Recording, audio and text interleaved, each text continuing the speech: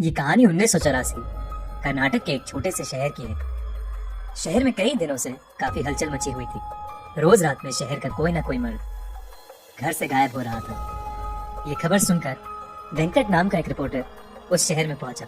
शाम के कुछ 6 ही बजे होंगे और शहर के लोग जल्दी जल्दी अपनी दुकानें बंद करके घर लौट रहे थे। वेंकट ने देखा कि हर घर के बाहर कन्नड़ा में नालेबा यानी कल आना ऐसा लिखा है। उसने वहां एक पुजारी को रोक के पूछा कि शहर में ये सब क्या हो रहा है। उस पुजारी ने उसे बताया कि शहर में एक लाल साड़ी वाली चुड़ैल घूम रही है।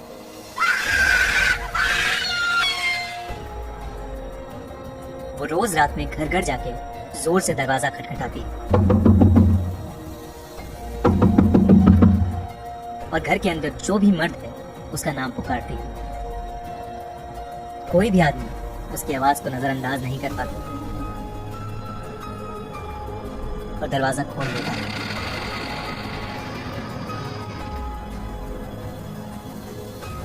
कहते हैं वो चुड़ैल उसे अपने वश में करके कहीं दूर ले जाती है और मार देती है। इसीलिए शहर के लोगों ने उससे बचने के लिए घर के बाहर नालेबा लिखना शुरू किया, जिसे पढ़ के वो आज नहीं बल्कि कल आए और यही सिलसिला जारी रहे।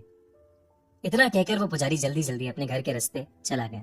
वेंकट को कल के अखबार के लिए अच्छी कहानी तो मिल गई, पर कुछ ही दूर जाते ही उसका स्कूटर पंक्चर हो गया। अंधेरा हो चुका था और सब लोग अपने घर के अंदर जा चुके थे। अचानक से वेंकट को लगा कि उसके आसपास कोई है, तो वो स्कूटर लिए तेजी से आगे चलने लगा। किसी ने बहुत ही मधुर आवाज में उसका नाम पुकारा, वेंकट। वेंकट ने जैसे ही स्कूटर के शीशे की ओर देखा, वो स्कूटर वहीं छोड़ के बहुत तेजी से आगे भागा। वो एक छोटे से मकान में जाके छिप गया और दरवाजा अंदर से कस के बंद कर लिया। दरवाजे पर जोर जोर से खटखट होने लगी और उसे अजीबोगरीब आवाजें सुनाई देने लगी। वेंकट बुरी तरह डरा हुआ था।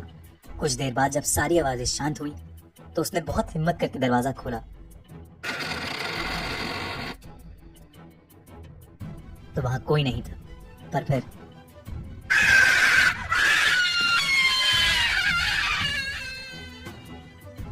सुबह हुई तो वेंकट उसी घर में बेहोशी की हालत में पड़ा मिला। वो दिन था और आज का दिन है। वेंकट को कभी समझ नहीं आया कि उस रात उसके साथ क्या हुआ। शहर के लोगों ने कहा कि वो उस शहर का नहीं है, शायद इसीलिए बच गया। कुछ महीनों बाद उस चुड़ैल का कोई किस्सा सुनने में नहीं आया। आज भी उस शहर के लोगों ने अपने घर के बाहर नालेबा यानी कल आना ऐसा लिखा है। फिल्म स्त्री इसी सच्ची कहानी पर आधारित है। सब्सक्राइब करिए और सुनिए हर मंडे एक ऐसी ही सच्ची हॉरर स्टोरी। और अगर आपके पास भी कोई ऐसी ही कहानी या अनुभव है तो कमेंट्स में जरूर